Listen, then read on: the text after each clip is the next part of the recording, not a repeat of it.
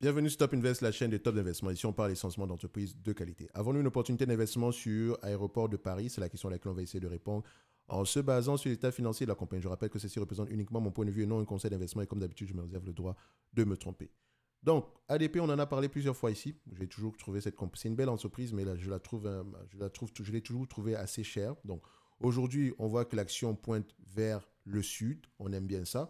Donc, on va aller voir ici si l'entité nous présente une opportunité d'investissement. Déjà ici, on va très rapidement ici sur ADP, groupe ADP, ADP, on vérifie, voilà, aéroport de Paris, on valide ça. Ok, donc je commence mon tour d'horizon tranquillement. Alors, petit à petit. Première chose, revenus, stabilité ou croissance. On a des revenus croissants. Je constate ici qu'on a fait une acquisition ici. On ne me croit pas aussi rapidement en si peu de temps. Il y a une acquisition à quelque part ici. Donc là, c'est la pandémie certainement. Donc on est une entreprise assez stable. Ok. Comment est-ce que je sais que c'est une acquisition? Parfois, si vous avez l'habitude de regarder les courbes en histogramme, vous allez vous rendre compte que les grosses variations, pareil, soit c'est une acquisition, soit c'est une fusion. Ok. Ou bien c'est quelque chose de clairement exceptionnel. Ok. Donc ici, qu'est-ce qu'on constate? On voit qu'il y a une acquisition quelque part par là. OK, donc il faudrait voir ici, ça doit être même une fusion, quelque chose comme ça, si je ne me trompe pas. Dans tous les cas de figure, attendez, on va vérifier quand même ça. Euh, Parce que quand je dis c'est une acquisition ici, ça peut être assez prétentieux parce qu'elle peut également avoir ouvert un second aéroport quelque part ou bien, je ne sais pas moi. En tout cas, ça, c'est aller vérifier. Donc, juin, les rapports financiers ici de 2017 et 2018 sont à vérifier. On peut également voir ici le nombre d'actions s'il a augmenté ou diminué. Ou bien on regarde également ici le goodwill s'il a augmenté ou diminué, histoire de voir si on a fait l'acquisition d'une compagnie. Donc, on peut voir ici goodwill. Goodwill, est-ce qu'on a ça ici? Voilà, on a le goodwill à ce moment, à ce niveau-ci. Alors, qu'est-ce qui...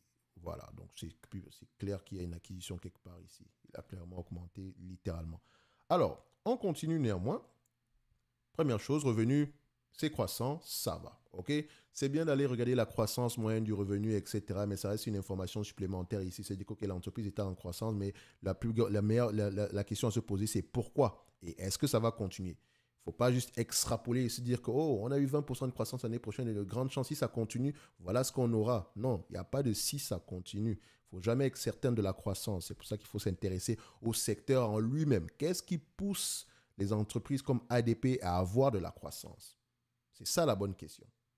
OK? Et qu'est-ce qui nous fait penser que ça va continuer? Est-ce que c'est parce que le tourisme va augmenter? Est-ce que c'est parce qu'on a construit un second aéroport? Voilà. Il y a des questions à poser. Mais il faut déjà voir ici que gérer les aéroports que ADP gère sont des trophy assets. Donc, c'est-à-dire que vous ne pouvez pas les répliquer. Il n'y a pas de concurrence là-dessus. S'ils décident d'augmenter les prix ici, personne ne va rien leur demander. Maintenant, en tant qu'actionnaire, au niveau de l'actionnariat, je ne sais pas si... vous savez où est-ce que vous pouvez aller vérifier l'actionnariat, d'accord? Je ne le fais pas ici. Mais voilà, si l'État français est à l'intérieur, voilà, je ne préfère ne pas parler. On continue, c'est à vous de voir, c'est un risque que vous choisissez de prendre, d'accord? Maintenant, mais ça reste une très belle entité. Alors, ensuite, marge brute, stabilité ou croissance? Ok, on constate ici que les marges brutes sont décroissantes, mais la période également est intéressante à aller regarder. On voit ici que la pandémie est passée par là, on n'a pas encore récupéré les niveaux d'avant pandémie, mais on y travaille, ok? Mais ce n'est pas encore ça. Normalement, on devrait être aux alentours ici de 65%, sinon plus. Mais on y travaille. Mais il faut toujours prendre la marge brute avec la marge EBITDA. OK? Est-ce que c'est dans le même, ça va dans le même sens? Les deux également augmentent, mais on n'a pas encore atteint les niveaux d'avant pandémie. OK? Donc, il manque encore du 5% à aller chercher. Est-ce qu'elle peut le faire? C'est possible. OK? C'est possible. En tout cas, on y travaille également. Ensuite, donc, quand vous allez faire votre analyse ici, prenez en considération, et si on avait une démarche qui revenait au niveau d'avant pandémie ici, qu'est-ce que ça va ressembler en termes de valorisation? D'accord? Donc, regardez, écoutez également le conference call, qu'est-ce que le management mentionne à ce niveau-là? OK? Donc, ensuite, on va checker l'évolution ici du nombre d'actions. Ça augmente ou ça diminue? On a une légère diminution ici. On a une légère diminution, voilà, 198. Bah, c'est léger, hein. Faut pas que ça vous fasse, faut pas que vous ayez un effet waouh aussi avec cette variation. Si c'est rien du tout, d'accord. Donc les chiffres sont là pour le montrer. 98,93 et 98,79, rien du tout. 200 millions d'actions, c'est rien. Donc on continue. En tout cas, on a déjà une stabilité. J'aime déjà ça. OK? Net income et free cash flow, est-ce que les deux parlent le même langage? On vérifie. Net income et free cash flow, on les met sur le même graphique. Plus ou moins, ça va. Les deux peuvent parler le même langage ici. On constate même que les free cash flow sont plus élevés sur les dernières années. D'accord? Mais d'habitude, les net income et les free cash flow vont dans le même sens. OK? Donc, on peut se dire ici que net income est un bon proxy pour l'évaluation de cette, en termes de marge. Donc, si on regarde les marges en elles-mêmes ici, la même histoire. Les marges de net income sont encore, ne sont pas encore, n'ont pas encore atteint les niveaux de 2000, d'avant pandémie. Mais on y travaille quand même. Donc, quand je vais faire l'analyse ici, je prends avec les marges de 15% et les marges actuelles. En même temps, vérifier ici que pensent les analystes, etc. On peut également vérifier ici que en termes de prévision, c'est un business assez prévisible. Est-ce que les analystes ont tendance à faire de bonnes prévisions ici? Oui, ils ont tendance à avoir raison. On peut le voir ici, à chaque fois qu'ils font des prévisions, ils ont tendance, l'action, le prix, enfin, ils ont tendance à taper dans le mille, plus ou moins avec une marge d'erreur de 20%.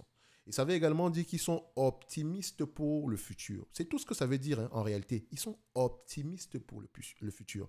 En fait, personnellement, j'ai souvent l'habitude d'acheter une compagnie pour moins que ce qu'elle ne vaut aujourd'hui. Sans prendre en considération la croissance future, je me dis, OK, admettons que la croissance future est à zéro. Est-ce que le prix actuel est intéressant?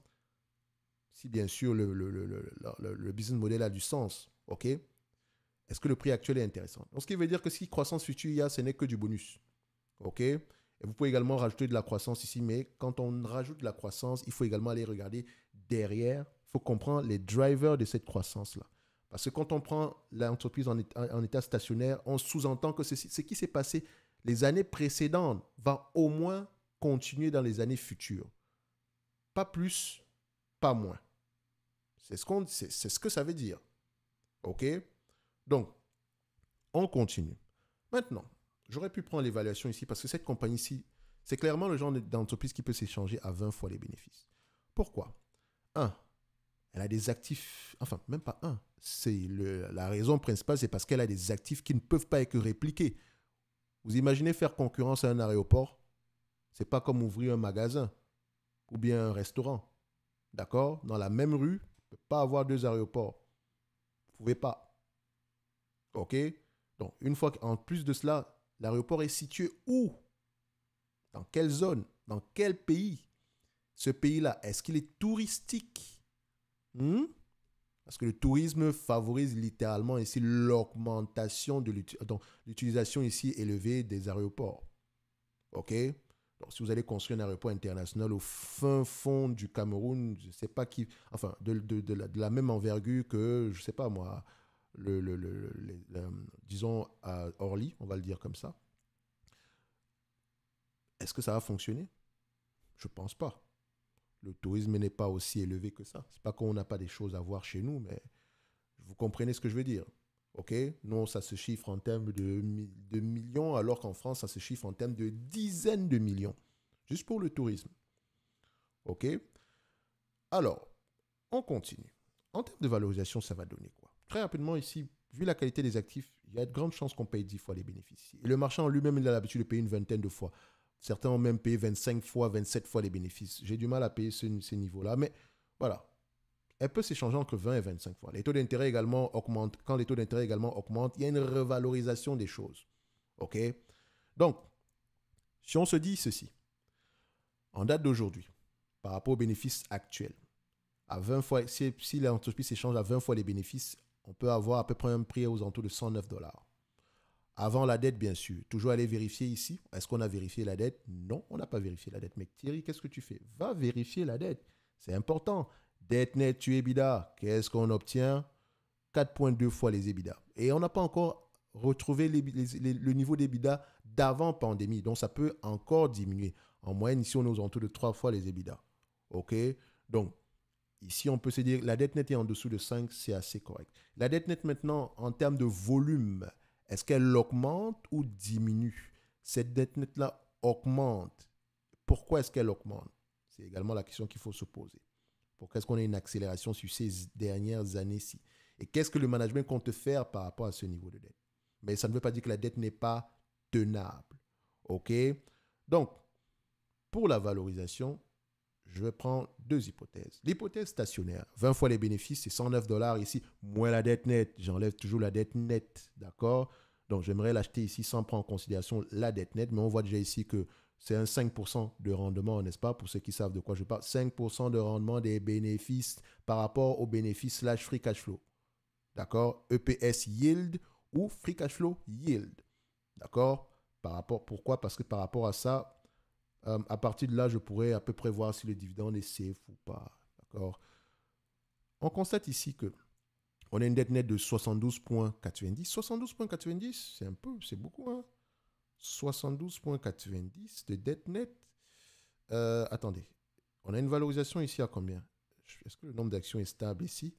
On a du 7 milliards. Ah, ok, quand même, hein? Si la dette nette par action ici, dette nette ici, per share, est-ce qu'on a cette information? Dette per share, je peux la calculer ici manuellement, mais bon, j'essaie de voir si on a à ce niveau. Dette nette ici, total dette nette per share, dette nette per share, est-ce qu'on a ça à ce niveau? Alors, où es-tu? Coifin. Est-ce que tu as l'information? Debt payback yield. Non, c'est pas ça que je cherche. Bon, bref, on va le faire manuellement de toutes les façons. Donc, on a une dette nette ici d'Abdelog on a à peu près, je pense qu'on était à 7 milliards et poussière. Donc, 7 milliards ici, le nombre d'actions est aux alentours de combien? On a à peu près aux alentours d'une centaine de millions, donc on peut avoir du 72. OK, donc la dette va... Si je prends la dette en considération ici, par exemple, dans le 109, OK? 109 moins la dette aux alentours, je veux prendre ici, disons, moins 70 euros de dette nette. On est à peu près à 39 dollars l'action. Or, 39 dollars l'action ici, si vous prenez à peu près le niveau de bénéfice net qu'elle pourrait rapporter en moyenne ici, on va se rendre compte que si on attend les 39 dollars pour investir sur cette compagnie, attendez, voilà, historical. Alors, ici, si on attend les 39 euros pour investir sur cette compagnie, c'est un rendement supérieur à 10% ici. OK? Et moi, je cherche 10% minimum. OK? Donc, je ne vais pas aller en dessous de 10%. Donc, on va commencer à prendre 10% ici. Donc, ce qui veut dire que si je dois l'évaluer ici, je pense que le niveau d'endettement ici, si je prends en considération la dette, je ne vais pas avoir à payer des multiples assez élevés. Même si elle peut repayer sa dette, elle a les moyens de le faire, mais le niveau actuel, quand je retranche ce chiffre-là de la dette ici, mes indicateurs à moi me disent qu'OK, Thierry, je pense que c'est le genre d'entreprise que tu aimerais bien avoir ici à 10 fois les bénéfices. OK? Mais encore, on peut regarder si le niveau de dette nette sur EBITDA, la valeur d'entreprise sur EBITDA. Ça m'intrigue vraiment ce niveau de dette-là. Enfin, c'est pas que c'est élevé, mais je ne sais pas pourquoi est-ce que. Enfin, quand je fais mon calcul ici, pourquoi est-ce qu'il est aussi élevé que ça? Enfin, ça me donne un prix très très bas. Voilà. On peut également l'évaluer par rapport au niveau de dette nette sur EBITDA ici. Donc, ça veut peut-être dire ici que les marges ne sont pas assez élevées pour l'activité qu'on a présentement. Donc, on a une énorme dette. L'EBITDA est assez élevé. On a du 60%, je pense bien. On a du 30% à 40%. Mais là, le niveau de free cash flow ici est de l'ordre de 15% à 10% par là. Or, ce n'est pas... Ça veut dire que l'entreprise ici, la dépréciation amortissement est très élevée, sans doute. Et dans cette dépréciation, c'est une entreprise ici qui investit massivement peut-être dans ses actifs. Donc, ou bien la dépense en capital de maintenance est assez élevée. Dans tous les cas de figure, il faudrait creuser ça un tout petit peu plus. Alors, si on doit l'évaluer ici, je pense que prendre les bénéfices nets uniquement, les free cash flow, prendre le PER uniquement ici, je pense que ce n'est pas très judicieux. La valeur d'entreprise sur EBITDA ici peut mieux nous aider. OK? Donc, on va se dire ici que c'est un business que je pourrais payer à 10 fois les EBITDA, à une valeur d'entreprise sur EBITDA ici de 10. D'accord? En moyenne ici, elle se négocie à combien? À 11 fois les EBITDA. Aujourd'hui, on est à 10 à 11,2 fois les EBITDA. Mais n'oubliez pas, si on prend les EBITDA attendus l'année prochaine, dans un environnement normal, on est légère sous-évaluation. Légère. Bon, moi, je dirais l'entreprise est correctement évaluée. On va le dire comme ça. Oui, je ne prends pas en considération la dette ici, mais les actifs sont tellement bons qu'on peut peut-être accepter de ne pas le faire. OK? Donc, toujours se laisser une marge de manœuvre. Le prix de ADP commence à être intéressant en date d'aujourd'hui. À 20 fois les bénéfices ici, le marché, pour ce genre d'actifs, il paye généralement littéralement des prix très élevés, des multiples très élevés. Mais je ne sais pas si le marché va payer 20 fois les bénéfices, 25 fois les bénéfices de l'année prochaine ou l'année surprochaine. Je préfère déjà prendre quelque chose qui pourrait être raisonnable. Et comme je l'ai dit, le prix actuel, c'est un trophy asset. Ça peut être intéressant à aller regarder. ADP, c'est une compagnie qualitative de toutes les façons. Alors, on va essayer de regarder le ROTE ici. Le ROTE, donc ADP. Alors, attention, il y a Automatic Data Processing, excellente entreprise à voir dans n'importe quelle watchlist. Merci. Et ADP. Alors, ADP ici, ROTE aux alentours. Ah là là, c'est bizarre ça. C'est pas beau ça. C'est vraiment pas beau. Peut-être que la pandémie est passée par là, mais avant la pandémie, c'était pas trop ça. Donc, en termes de ROTE, c'est pas exceptionnel. Hein. Airport, je sais qu'il y a un aéroport en Nouvelle-Zélande ici. Airport, j'essaie de regarder ici en cliquant. Attendez. On a des aéroports ici au Mexique qui ont des marges très élevées. On a au MAB, on a PAC, PAC. Vous voyez les marges. Oh, vous voyez, le ROTE pour ces entreprises est littéralement supérieur à 30%. Pourtant, ADP, c'est pas trop. Qu'est-ce qui se passe? C'est pour ça que je me dis, une entreprise qui a des marges EBITDA de près de 40 à 60% ici, enfin, aux alentours de 40%, comment est-ce qu'elle fait pour avoir uniquement des marges aux alentours ici de 15%.